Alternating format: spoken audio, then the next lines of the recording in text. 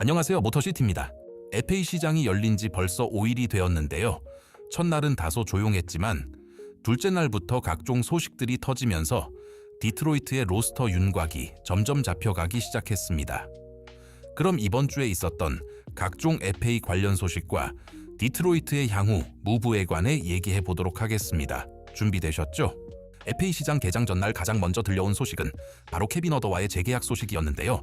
지난 트레이드 데드라인 때 디트로이트로 오면서 3점을 제외한 나머지 부분에서는 매우 긍정적인 모습들을 보여주어서 개인적으로는 이 친구를 이번 여름에 잡고 싶어 했었는데요. 1인분 수비도 가능하고 볼핸들링이 되고 세컨더리 볼핸들러 역할을 해주면서 플레이메이킹도 가능하고 BQ 높은 플레이들을 할 줄 아는 영리한 선수라서 다음 시즌에도 매우 기대가 되는 선수입니다. 플레이오프 때 부상으로 출전 기회를 못 받은 게 아쉬웠는데 3년 27밀리언의 계약, 그리고 마지막 해는 팀옵션이어서 아주 알찬 계약이라 생각하고 이제 다음 시즌에는 3점 성공률을 끌어올려줬으면 좋겠습니다.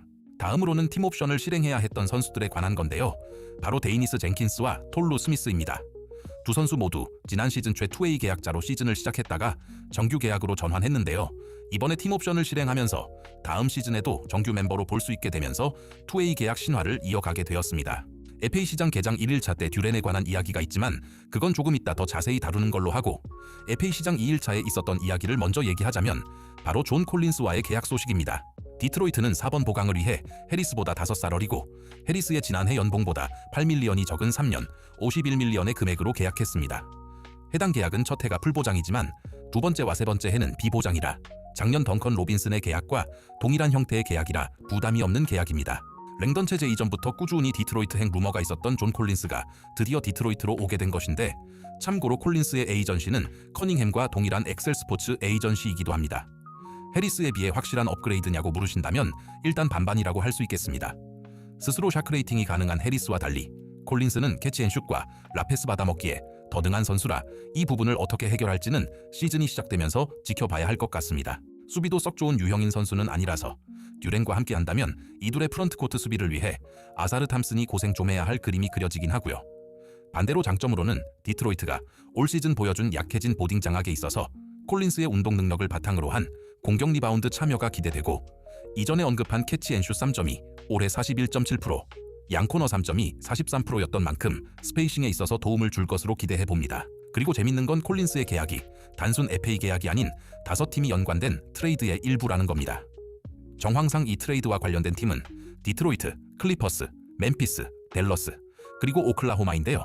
지난주 있었던 아이제아 스튜어트 트레이드와 아이제아 조 영입과 연관되어 있습니다. 그리고 샐러리를 맞추기 위한 과정에서 마커스 세서가 댈러스로 향한다는 소식도 알려졌는데, 이렇게 되면서 디트로이트는 아이제아 조 영입을 위해 가지고 있던 15밀리언 MLE를 사용하지 않아도 되고 추후 무브에서 여전히 15밀리언 MLE를 쓸 수 있는 추가적인 에셋을 확보할 수 있게 됐습니다. 같은 날 디트로이트의 맏형이었던 토바이어스 해리스의 샌안토니오행 소식도 전해졌는데요.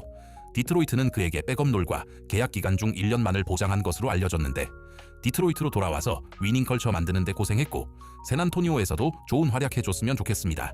FA 시장 3일차에는 FA 계약 소식은 없고 이번 드래프트 53픽으로 지명한 우가나 오녜소와 투웨이 계약 소식이 있었고, 4일째는 자본테 그린과의 재계약 소식이 전해졌습니다. 올 시즌 디트로이트 로스터에서 유일하게 정형기를 소화하며 벤치에서 에너자이저 역할을 해준 그린과의 계약은 참 다행이란 생각이 듭니다.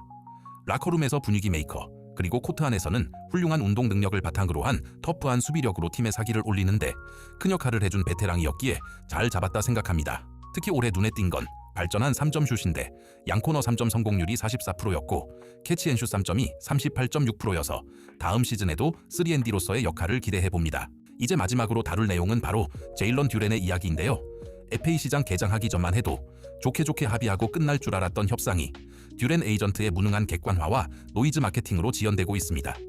듀렌 측은 맥스 금액에 가까운 44밀리언의 계약을 원하고 있으나 디트로이트 측은 그와 거리가 먼 약 35밀리언 언저리를 제시한 것으로 추측됩니다. 이에 뜬금없이 세크라멘토와 레이커스, 그리고 보스턴까지 끌어들이면서 각종 언론 플레이를 통해 듀렌이 사인앤트레이드에도 관심이 있다는 이야기를 하기 시작했는데요. 특히 세크라멘토는 사보니스를 반대급부로 제시했는데 디트로이트는 흔들리지 않고 사인앤트레이드 의사가 없고 사보니스 영입에 관심 없다는 의견을 밝혔습니다. 레이커스는 워커 캐슬러와 보스턴은 미첼 로빈슨과 계약을 하며 사실상 낙동강 오리알이 된 제일런 듀렌인데요.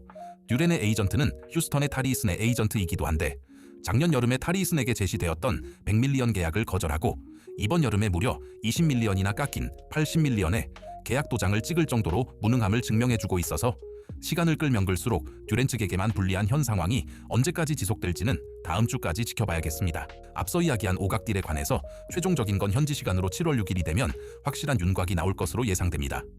디트로이트 팬들이 바라는 큰 무브가 정말 일어날지는 모르겠지만 일어나려면 적어도 듀렌과의 계약부터 확정되어야 정확한 셀러리 계산이 되기에 가능할 것입니다. 케빈 듀렌트 관련 트레이드 루머도 나왔지만 출처가 브레시겔 기자라서 공신력이 다소 반반인 사람이라 흘러가는 이야기로 들으면 될 것 같은 생각입니다. 개인적으로 랭던이 앞으로 더 공격적인 무브를 하지 않을까 예상해봅니다.